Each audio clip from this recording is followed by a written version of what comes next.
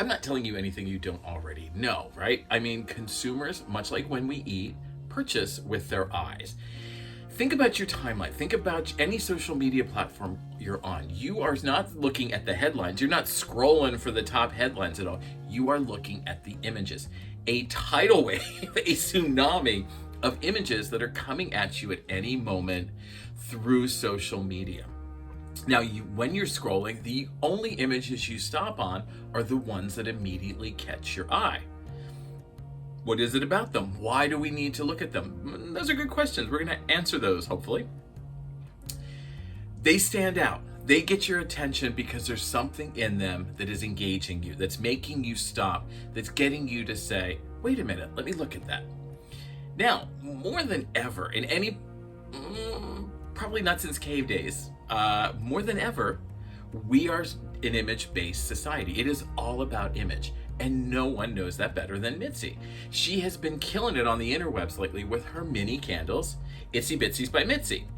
Now, she understands that we live in a world where the image that you present, the way you present your offerings, is more important than what you say.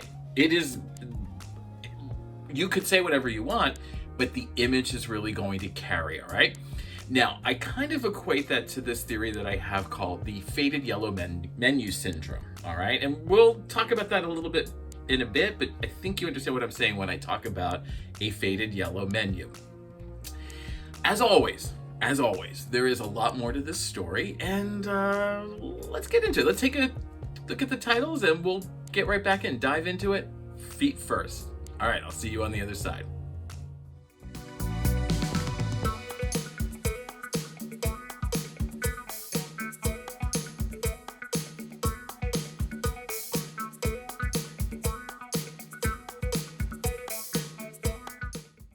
Hey there, welcome back. I'm E.H. Howard, and this is the Small Business Show. And we discuss the challenges that we face as a self-employed small or home business owner. Our challenges are unique, they're different than most people's, and we need to really kind of look at them in a unique and different way.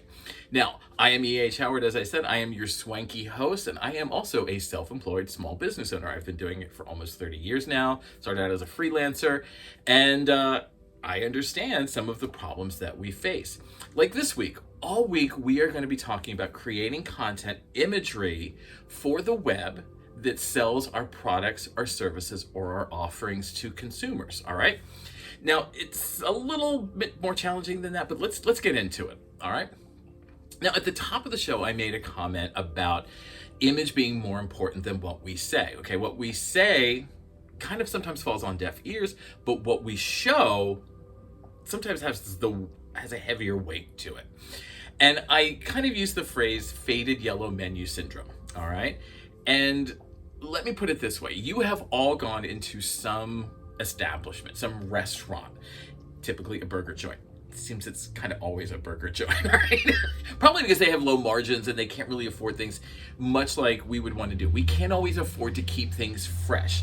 We can't always afford to keep things as updated as we would like to because of, time, energy, resources. We're struggling, all right? Now, the problem here is that the faded yellow menu, it always looks bad. The food looks gross, the colors are off, it looks dingy, it's gross.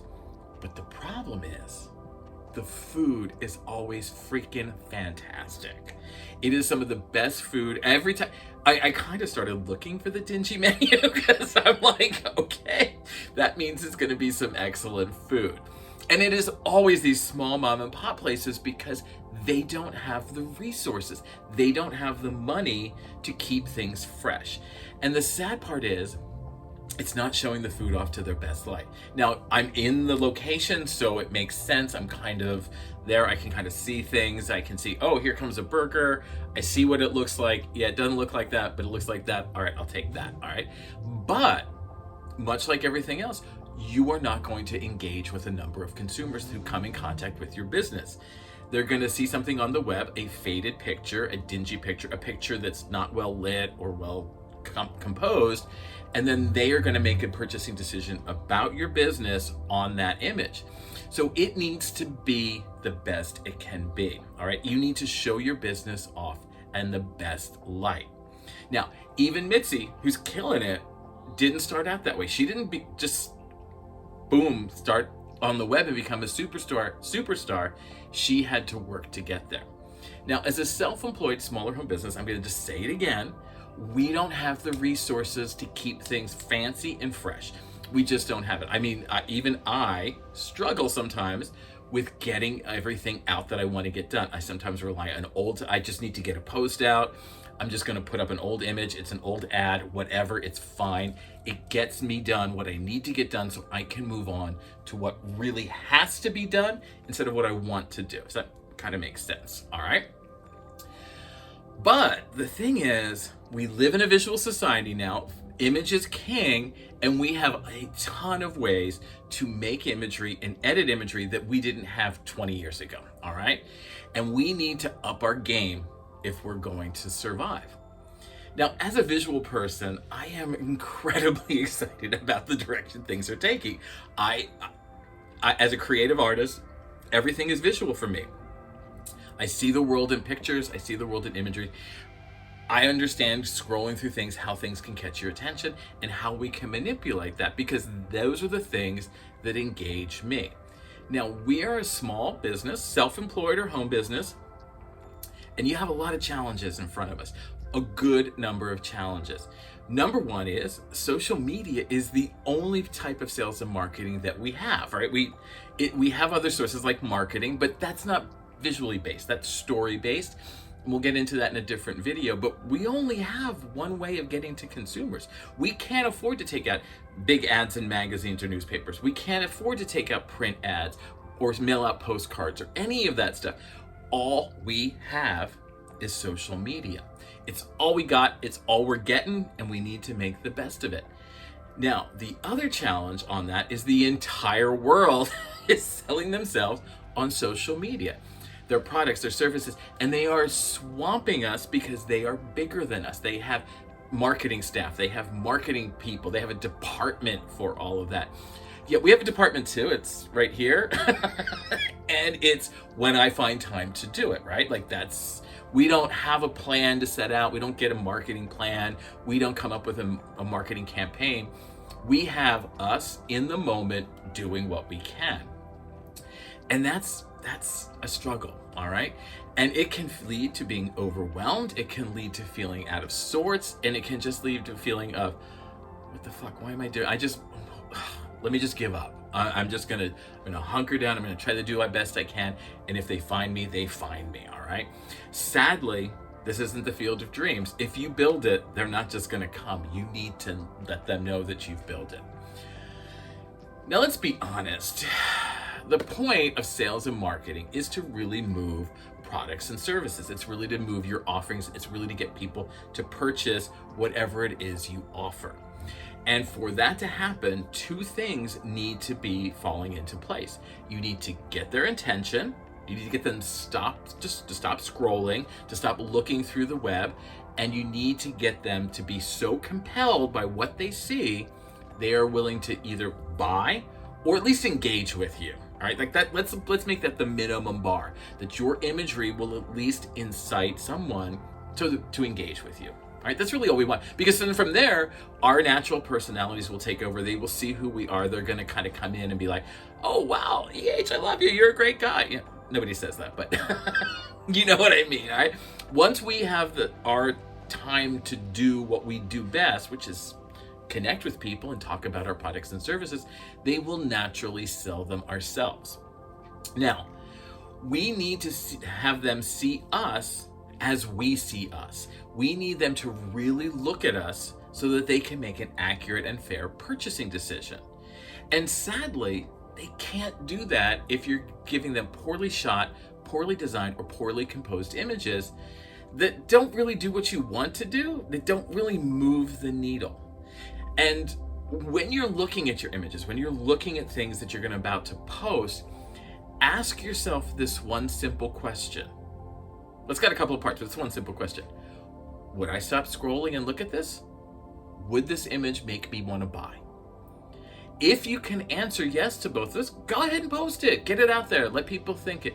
But if it's no, then you need to make it worthy. All right. You need to make it like that people are going to give it a like, and I know maybe a retweet, a repost, whatever, but you need to make it, hell yeah, I'm going to purchase worthy. All right. Now, as I mentioned, all week we're going to be talking about crafting imagery and what goes into it, the technical skills about it, some of the other like conceptual things about it. But before we do that, we need to kind of set the table today on what we're going to look for. What is it? We need to know where we are, where we're going to go, and kind of the pathway to get there. And that's what this is all about. Because we can't correct the problem if we don't know what the problem is. If we don't know what we're looking for or where we're going, we're just going to keep meandering around lost. All right. And we've all done that more than enough that we do. Now, before we get too far into the details, I am going to give you the number one secret to making great things and what will change your business and your social media marketing for more than anything else in the world ever could. You ready? Planning. Your sales and marketing just shouldn't happen off the cuff. Like, oh shit, it's 5 o'clock. And we've all been there. I do this a lot myself. Shit, it's 5 o'clock and I haven't posted anything. Let me get on here and then I'll deal with it tonight while I'm sitting on the couch. And never seem to end up dealing with it later, right? Because we get overwhelmed. If you plan out, then you really get an idea of where you're going. You kind of have a sense of, I don't need to kind of figure out what I'm going to post and then post it. I know what I'm going to post. I may be late posting it or I can't, but you've got a plan in place. All right. That means you are starting to take your sales and marketing as seriously as you should be. Now, I would argue that your sales and marketing is equal to, if not more important than, the daily work that you need to accomplish to run the business, to help customers and things. All right. If you are not selling and marketing on the same level as working, at some point you're going to hit a stagnation point. There are not going to be new people coming in. There's not going to be new business coming in, and you're going to then go chasing after that new business. And that's not a great place to be in. You need to carve out time in your day or your week. For me, typically, I take like Sundays are my day to like kind of recalibrate, get myself together, get the content ready for the week. I kind of leave Sunday evening, like, okay, well, I'm going to kind of plan out my week roughly. I'm not scheduling it in a calendar, even though I sometimes do that for certain things. But I'm like, okay, on Monday, this is what I want to talk about as far as a theme. And these are just kind of the side of the pictures that I want to have with it. I'm not talking about creating a master, like big marketing Excel spreadsheet. I'm just saying, take 10, 15, 20 minutes, half an hour, and sit down and say, all right, on Monday, I want to say this. On Tuesday, I want to do this. On Wednesday, I want to talk about this. I'm not saying from that you can't do off the cuff, natural, like, hey, I'm in this moment. Isn't this a great thing? Post. But every day, we don't have those every day. I mean, I don't know about you. I don't have those moments popping up in my life where I'm like, oh my God, this is so amazing. I got to post it on the web. That's why the planning helps. The off the cuff ones will add to the content and they will add to the imagery and they will add to the story. But I've got to know what the story is to spice it up, right? All right. Now, one of the benefits of planning all of this out is you start to develop an effective story. All right. Today I want to talk about, let's talk about Mitzi. How easy the candles are to put out. I don't know. All right.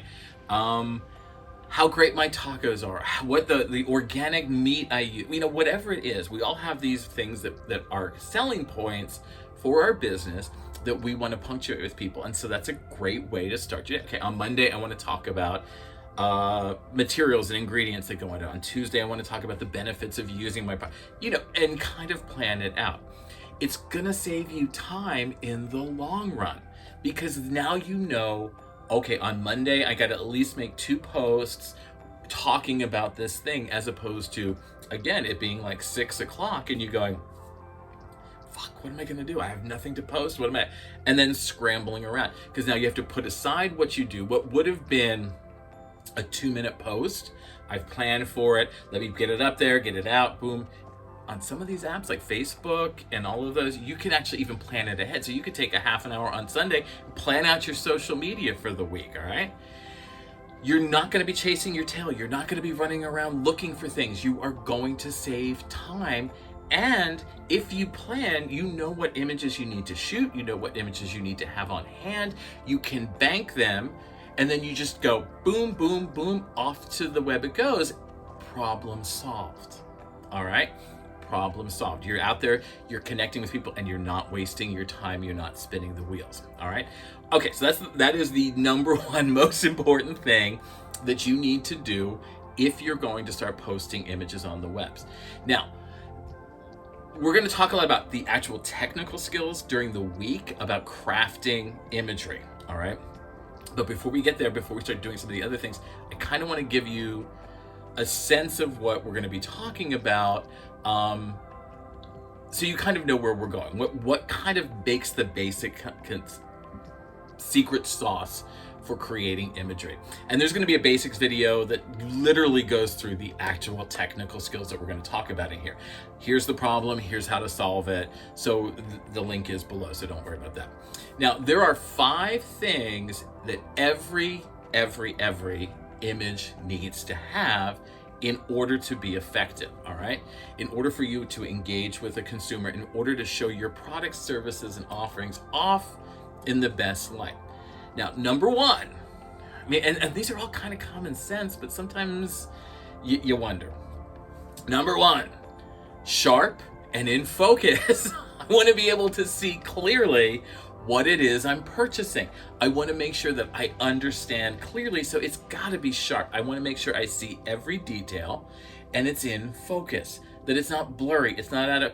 And when I was doing freelance work, I worked with a lot of businesses that took their own pictures, and these were the 5 things that would drive me crazy when they would hand me an image that they took on their own. There is no Photoshop filter that is going to sharpen or unfocus a poorly focused image. I'm sorry, it will make it slightly better, but it's not going to turn, it's not like TV where I can go enhance and focus. It's not going to do that, all right? The second one is it's got to be well lit, all right? It can't be too dark. It can't be too oversaturated with light. It's got to be somewhere in the middle so that there are bright whites, there are dark darks, and then there are tones and colors in between, all right? And again, we're going to talk about the technical aspects of how to do all of this in the basics and the rest of the week. And that leads me to number 3, which is a balanced and even tone, all right? We want to make sure that the image looks like everything is important, but it's all going to play. Okay, I want you to look here, I want you to look there, we're going to talk about that. And by that I mean compositionally, all right? So that things feel like they're in place, that they're there for a reason, and that they're part of telling a larger narrative story about your services and your business. Number 4, and I can't believe I'm saying this because it's my favorite thing in the world, no Batman angles, all right? We don't want to talk to people while they're on their side. We don't want to see images that are on their side when they really should be this way, you know? There were many times I got pictures of groups of like the employees or like an event, and it was like the photo was this way. And I'm like, well, I can straighten it out, but somebody's going to lose a head, somebody's going to lose... All right. That's the other thing that's a subtopic here is you got to leave some room around whatever it is you're filming or shooting, so that when you get to editing, you can zoom in or zoom out or whatever, that you're not like so close that suddenly there's no wiggle room for the photographer or the designer. And finally, number 5 is it needs to tell a story or add to your existing story, all right? Everything we're doing is narrative based, whether we believe it or not. We are telling a story to the consumers. Here's who we are, here's what we do, here's why you should buy it. It is a story, and the images that we show and present need to add to that story. They need to fulfill and flesh out what it is that we're telling, all right? Now, we're going to get into the technical aspects of actually doing how you would do this with examples and all of that later in the week when we bring up the basics. But now you kind of understand what to start looking for. And so I want you to kind of start looking when you're going on the web and thinking about these things, these 5 things. and looking at other people's photos. Are they in focus? Is it well lit? And I don't want you to necessarily tear it apart and be like, oh, this person's a loser. I want you to actually really stop and look at the good ones, all right? The ones that make you stop, the ones that give you pause, and ask yourself, why? What is it about this image that is causing me to stop? What is it about this image that is making me stop scrolling through all of these and really look at it, all right? And then write them down and hold on to them. Now, we know that how we present our services, our products, our business, ourselves is directly tied to our success as a business owner. So we need to know that we are constantly putting our best foot forward, that we're showing people who we are in the best way possible so that they can make a very educated and well thought out purchasing decision on whether they're going to purchase from us or someone else. And the last thing we want is them purchasing from someone else. And we're not talking about really difficult things to do. We're just talking about a couple of things that you can start incorporating into because you're going to take pictures about your products and services anyway. Let's be honest, all right? I would love to think that I can hire, I know a large number of photographers. I sometimes can't afford that. But at the same time, I'm just gonna go take a selfie in the yard. I don't need to hire you for an hour and do all the Photoshop. I'm gonna save that for the big stuff. Okay, I'm doing a brochure. I need a photo for the back of a book, whatever it is. I'm gonna do the little stuff, but if I do have to give it off to my photographer, if I do have to pass it along to somebody, I wanna make sure that I give them the best quality image that I can, because again, it's gonna save me money, it's gonna save them time. Therefore, if I can start with the best image I have, it's going to make everything that comes after that much easier for everybody involved. All right, this has been the Small Business Show, and I am E.H. Howard. Please leave comments below. I would love to start having a dialogue and an exchange. You are watching this, you're a self-employed small home business. You have struggled with these challenges as well. Tell me about them. I want to hear about them. Let's start talking about them. This video is, again, part of an entire week of content. So look for anything that says review 2315 on it, or 2315 is the number, and you can start to connect the thing. If you need to really find the direct connections, everything is always listed in the hub, which is thehub.ehhoward.com. And all the content under this topic area will be there for you with all the links to go and see it, kind of lean into it.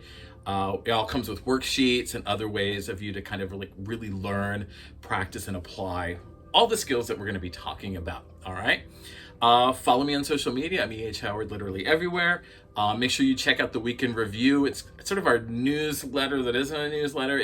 We take everything at the end of the week. We kind of reevaluate it. We do some more skill building exercises. It's kind of really learning how to apply everything that we've learned during the week. So make sure you get your copy at week.ehhoward.com. While you're there, check out, there's plenty of great content on ehhoward.com. I said there's the basics. They teach you all kinds of skills from how to set goals to how to work social media. All right, other than that, I will see you in the next video, which is the 2-minute challenge. Well, will you look at that? All right, I'll see you there.